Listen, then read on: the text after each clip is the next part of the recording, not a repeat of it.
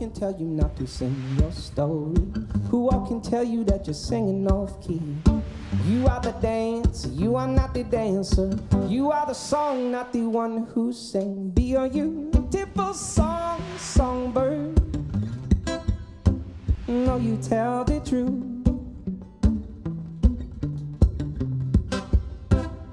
You tell the truth.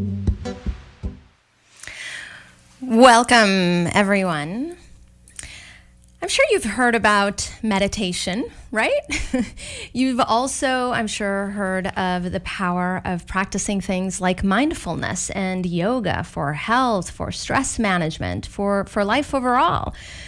I'm sure you, like me, we would all like to be more Zen-like in our life, but the reality is that life is busy. It's filled with challenges. Making time for exercise or for yoga, sometimes it's already hard enough. And some people actually say, meditation doesn't really work for me. I just can't get it going. I can't get a consistent practice. So maybe you need to hear about something called sophrology, because it might be the perfect thing for you. I have to tell you, if you have never heard about sophrology, you're not alone. I had not heard about sophrology until I got my guest's book. My guest is Dominique Antiglio. And I want to tell you a little bit about Dominique before I officially welcome her into the show. So Dominique is a sophrologist specializing in stress management, self-development, and birth preparation. Dominique was born in Switzerland, and she started sophrology at age 15, where it helped her positively connect with herself and embrace a new way of living. And after running a successful osteopathy practice in Switzerland for over 10 years, she moved to London to obtain her master's in Caicedoan sophrology in 2006. She has now been practicing sophrology with clients privately and with groups in London since 2011, and she's going to be telling us all about sophrology. Oh, and of course, she is the author of this book, The Life-Changing Power. Let me see if I can get it on the screen. The Life-Changing Power of Sophrology. Breathe and connect with a calm and happy you. Dominique, welcome to Thrive with Morella. Thank you, Morella. It's a pleasure. It's a real pleasure to be here. Thank you so much. It's a delight to have you all the way from London. I think you're my first guest from London. I've had a guest from France, so I'm thrilled. Amazing. Yes. Very honored. I am honored as well. So, Dominique, what is one of your personal keys to thriving in life? I think it's many things. I think there's not only one thing, but for me, it's the wish to contribute to this world and help people and spread and kind of contribute, because I've been helped in the past and I'm constantly supported by awesome people. So I think I want to be that supporter as well and support others through my work. And also knowing that I have the resources within to cope with life and to enjoy life, and that when life becomes a bit more challenging and things are not going exactly as planned, then I have the hope constantly and the knowledge that we have everything inside us and we can actually figure it out. So that helps me a lot. Yes. Yeah, and I love the way you start with the thought that something that helps you personally thrive in life is feeling that you're a support to others. And that's just really beautiful. Thanks. So, Dominique, sophrology, my goodness, you have opened a whole new world for me. I am, I'll have to say for our audience and, setting up the conversation, I have been a meditator for many years. And, I have a yoga practice, like this, and I believe in mindfulness and all of that. And I loved that. And I guess I'm jumping ahead, but I loved how your book and how sophrology kind of brings it all together in kind of a methodological practice. So can you share for our audience, what is sophrology? Yeah, the question, that's the question I get asked a lot because it's not very well known yet in the English speaking countries. It's a practice for body and mind that comes from Spain originally, was created there in the 60s by a neuropsychiatrist who wanted to help people to feel more harmonious and get feel more positive in their daily life. And so he blend Eastern practices like yoga, meditation, and breathing with Western knowledge of relaxation, psychology, neurology, into a very unique practice, which only perhaps can take 10 minutes a day, or even 5, and to tune into your inner resources, whether it's confidence or better sleep or less anxiety or feeling more positive, and to be able to thrive in your daily life, basically. So it has a scientific background, but it has the practicality of a very simple method for body and mind. And so I was wondering, and I don't know if we can do this or not, if it'll work for radio, but I was wondering if you can share with us, with the audience, what are some of the elements of the foundational practice? Because that, I think, when you start to see the detail of how it works, then you start to get the pictures like, oh, okay, I get it. So can you share a little bit of the elements of the foundation? Of course. So it's a guided practice initially before you become independent with it. So you're guided with the voice of your sophrologist or through a recording, and you start sitting or standing or lying down if you're too tired. Doesn't require to change or to have a yoga mat. You can do it for 5 minutes even on the way to work or just at your house or at work itself. You usually start with the body scan, unless you're too stressed or too active in your body and sitting still is too difficult for you. So then you will start with movement, perhaps. But usually it's a very simple body scan where the sophrologist mentions the different parts of your body, and you just invite the body to relax. And the length of that is between 1 minute to 3 minutes, just connecting. And then there's a few exercises that teaches you to recognize tension in your body, because sophrology does this journey into more awareness and more positivity, but a lot through sensation you have in your body. So it's by actually tuning into what you feel in your body sensation that you can start to transform the way you feel. And so basically you tune in, you use the breath and certain movement, like, for example, bringing the tips of the fingers on different parts of your body in the midline, and then connecting, and then using the breath to clear those tensions. And then you always alternate between things you do, like movement or touching different parts of your body or doing a simple move, and then pausing. So there's always an action and then stillness.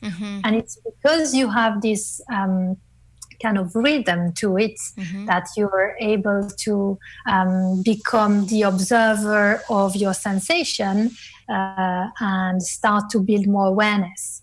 And then after that foundation practice, usually you stand and you start to, we call it, activate different parts of the body. So very simply combining the breath and extremely simple moves like a head rotation, like little pumps with the shoulders, perhaps little rotation, specific breathing exercise, or even jumping, and pausing, and then listening and listening to your sensation and learning to recognize positive sensations.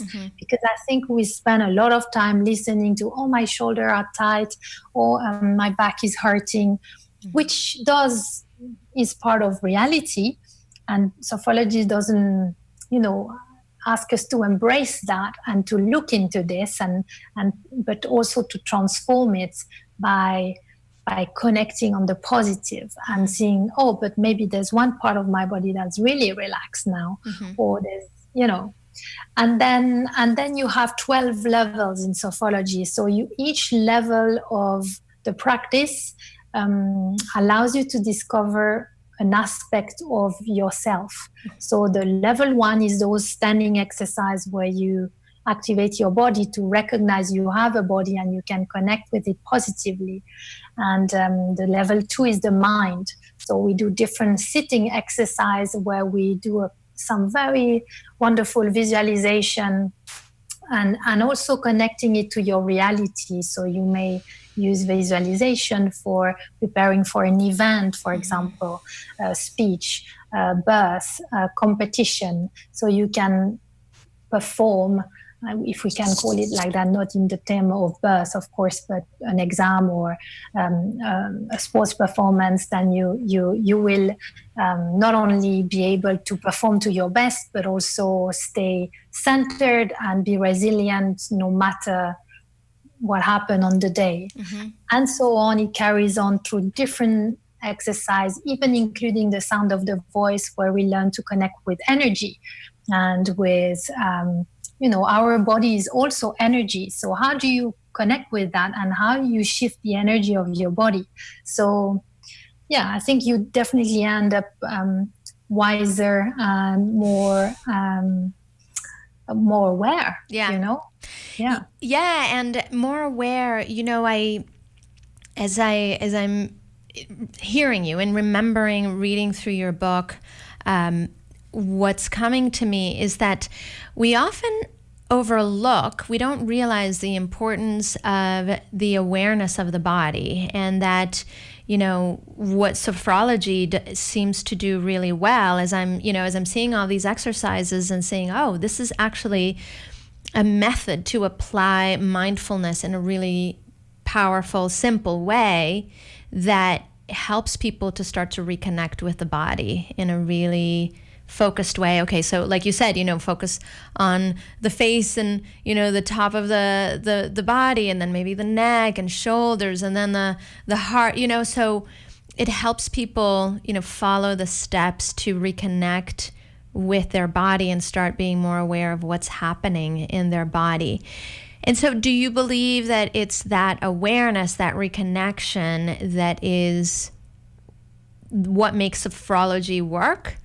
Is it just a piece, or, what is the role of that reconnecting and paying attention to the body? I think, our body is the immediate reflection of our mind and vice versa. I think the tension we have in the mind, we have it in the body, whether we feel it or not. Everything you experience through your life, even in the womb of your mom, you have this experience inside you. And when it's a great experience, it will just be a great inner resource that is available, and you won't even notice you have it because it's all happy and wonderful. And when things are not going according to the plan, and you might lack confidence, or you might have been traumatized by an event, this information also lies in your body, and often it's unconscious. It's not something you're aware of. But as you journey through the Sophrology method and you learn to connect to a more subtle awareness of your body, and it's not complicated, it just comes after the first or second session already, because we rarely stop and be guided to listen in that way. Very quickly we say, oh, all right, that's what is happening for me today. It's a source of information. It's a source of healing. Once you acknowledge what's going on, it's half of the work that's already done. Once you felt it, it's already starting to move and change and transform. So there's connecting to the body is a massive opportunity to actually transform how you feel, how you relate to the world, how you perceive things as well, and get more of a choice about how you want to live your life, and how, what is your decision in this, And that's such a a powerful place to come from, you know? Absolutely. Yeah. And, something that you're saying about connecting to the body, and especially when you mentioned earlier this idea that we feel pain in the shoulders, pain in the back, or pain, and I get this through your book, that it's precisely our disconnection where we're not noticing the tension that's there mentally or emotionally, or even just very subtly before the pain starts. We don't notice it, we don't move it, that then it becomes physical pain, and it may become a physical injury or some sort of health issue because we have not been in touch with the body. And so with sophrology, and I know this is asking too much, and you don't actually say any you don't go in this direction as much in the book, but I'm wondering if you've seen that through the practice of sophrology and helping people reconnect with their body, that some of their health issues, like physical health issues, might start to improve or lessen. Completely. That's precisely why I've come to practice sophrology myself. So I know it from my own experience. I was 15-year-old. I was based in Switzerland. I was playing basketball and going to school. And at some point, my body was really tired. And I started to suffer from recurrent infection, extremely low blood pressure. And kind of, I was struggling literally, and I didn't have the energy to train anymore. And, I wanted to do it with my mind, but my body would just not let me do it. So I went for different checkups, and they found different, like a really low blood pressure. They couldn't understand why it's so low. So they gave me medication and all that. But they saw, okay, the GP clearly say it doesn't work. There's nothing really wrong with you, but I don't think I can help you further than that. I think you should see a sophrologist. And I was like, what's that? I was 15. I had never heard of this, never sat in the therapy room my whole life. And, but, I said, okay, I was so desperate to go back to my training and feel better. I said, I'm going to go for it. And within 5 sessions, over 5 weeks, she gave me those little recording every time I went, like she recorded on a tape at the time. It was that long ago that they still had tape. And I had this recorder that was playing in my room, and I was practicing at midday, because we always went back home for lunch in Switzerland for midday. And I was doing this exercise and rapidly connecting to all these things I was feeling in my body that I had never felt, like where's my breath, I had never noticed when I really concentrate on different body parts, that they kind of relax, or they feel different, or there's a kind of flow and everything. And after 5 weeks, I tell you, I was completely different. My blood pressure was back to normal blood pressure. My infection are completely cleared, and my energy was completely different. And not only physically, I was completely healed from all this, but I had understood through the practice, and not to the conversation or the analysis of my life at the time, that I was carrying a lot of tension in my body and in my head, and a lot of pressure that I was going through, because I was 15, because my parents perhaps had certain expectation, or perhaps my teacher, I was afraid of certain teacher, I wasn't fully integrating with my peers, and so I think I become aware of that. And that was the most empowering experience, not only for the body, but for the mind, that I could start to be in control of my life, basically, That is a powerful experience to have as a 15-year-old. Yes, very. I got completely passionate, because I realized that I have a power inside me, and that no matter the situation, because every time I carried on, obviously, with a lot of session with her. She's been then my mentor until I was probably 30. And I did so many experiences in sophrology with her. And every time I was bringing an issue to her, like I have to take a decision, or I was not happy with my boyfriend at the time, or whatever, I would bring this into the session. And every time we would do something about it, things would become clearer at the end. I would have more insight, more hope, more energy. more solutions from the practice, you know. Right. So that's why I became so passionate about it, because I think it can help everyone to be able to connect with your wisdom, you know. Yeah, and it's the connection to your intuition, and through the body. It's well, I guess some people are also very visual. I feel my intuition in my body, and so I loved, through your book, essentially you're saying over and over, your body doesn't lie, and so when you connect with your body, you get information, you get insight, you get clarity.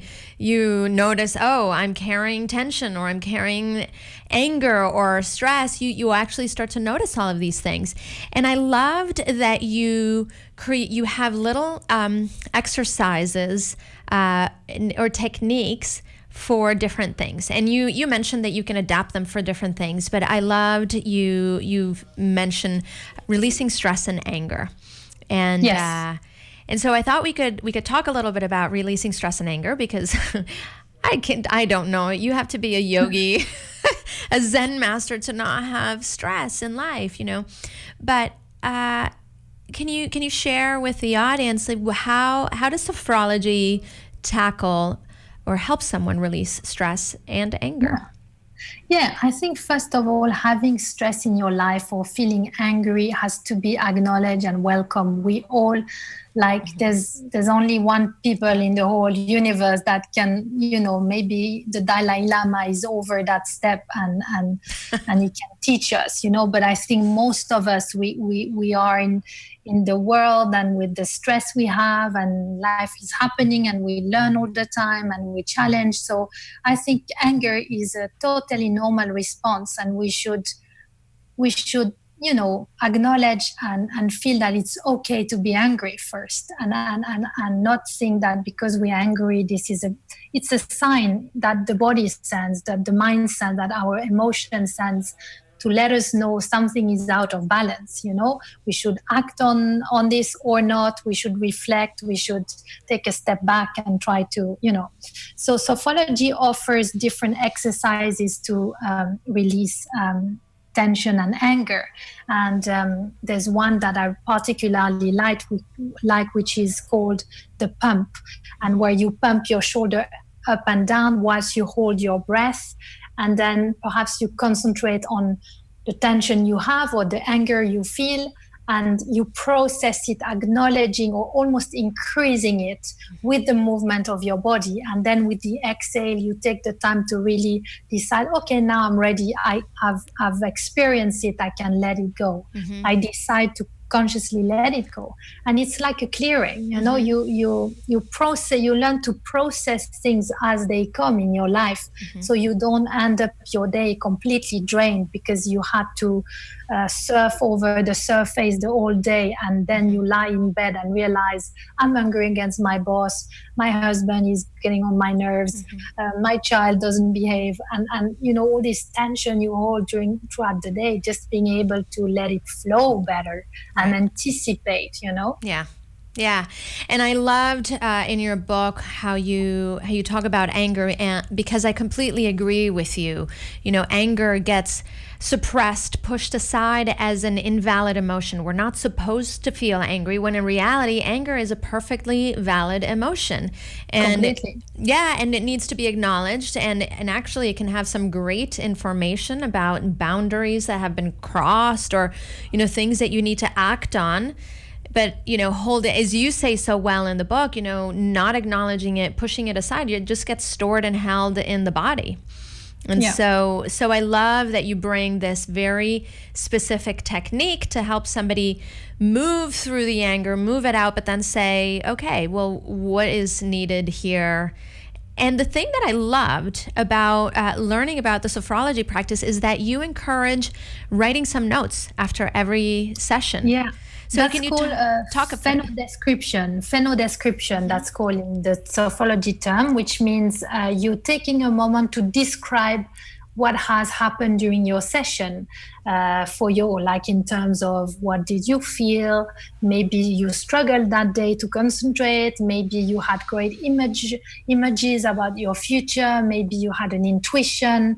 Maybe you have a part of your body that you had never felt before, and now it's more aware.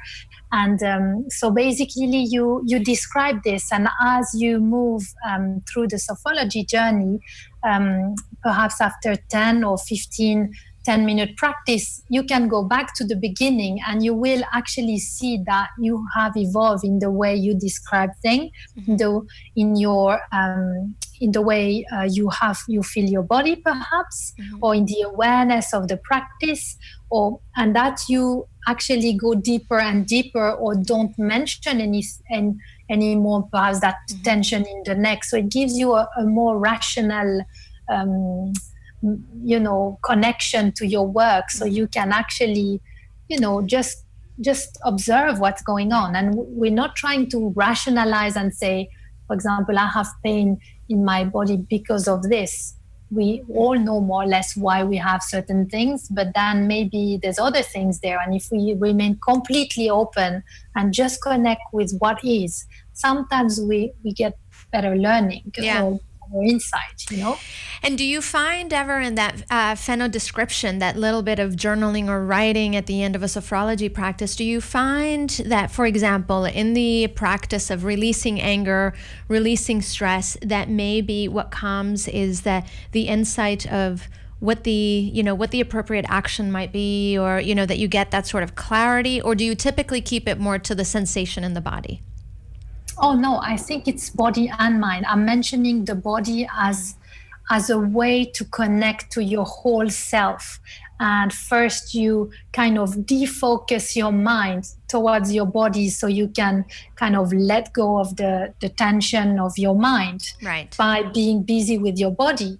But eventually it's the whole experience you will get. You will literally have more clarity with the visualization, or with listening to sensation. You will have, perhaps we work also with positive memories to inform. So we work with past and future. Although we, like mindfulness, we know there's only the present moment, and we should inhabit this moment in the best possible way.